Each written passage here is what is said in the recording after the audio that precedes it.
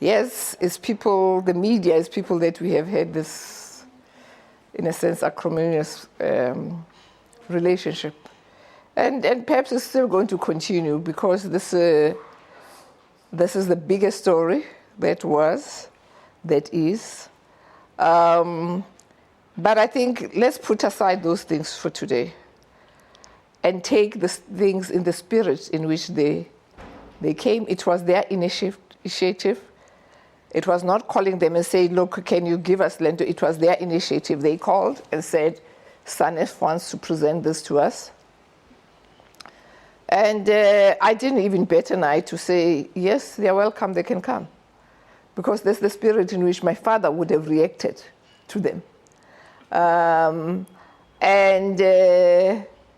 When you emulate a person like my father, who stood for compassion, who stood for peace, for forgiveness, remember, he emphasized it takes courage to forgive. And although we might be kicking and screaming, and there might be something inside that says, these people just treated me badly, they treated me shabbily. You have to be bigger than that. And that's the lesson that Tata taught and is even teaching in his grave, is to be bigger than the moment. These are people you fought with, called some of them vultures. Does that mean that you are letting bygones be bygones and all is forgotten? Look, Vuyo, I would be lying to you and say that totally everything is forgotten.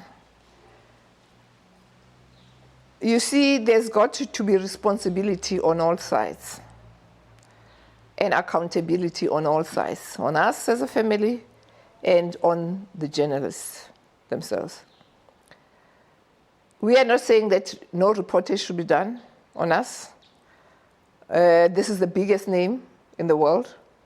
We are progeny of a global icon, and we always know that the spotlight in one form or whatever will be on us. But I think on a personal level, when people report, they must report facts. I don't say don't report, but be very clear about what you are reporting. Don't just report things that are lies.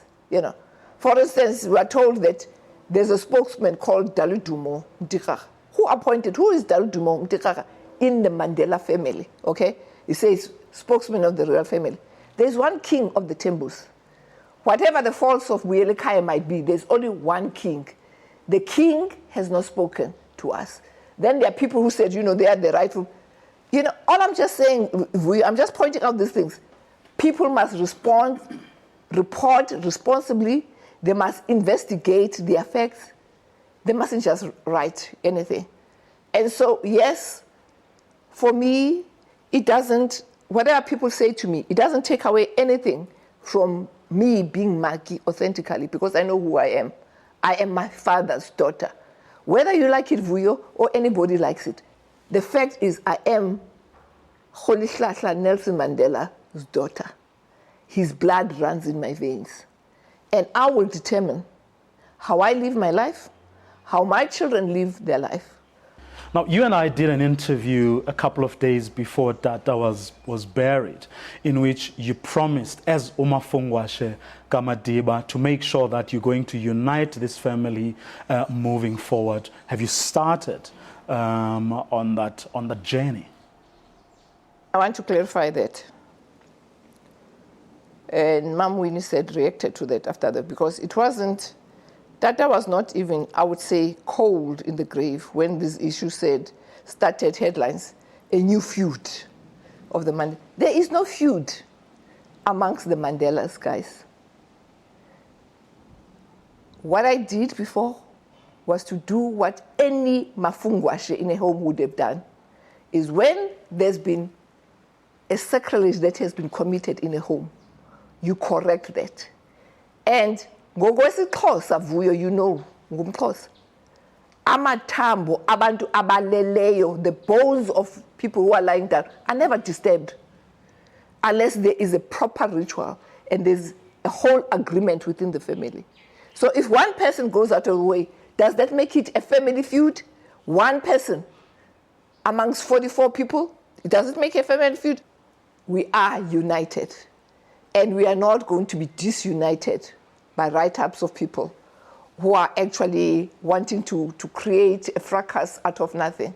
And I'll continue to work for that.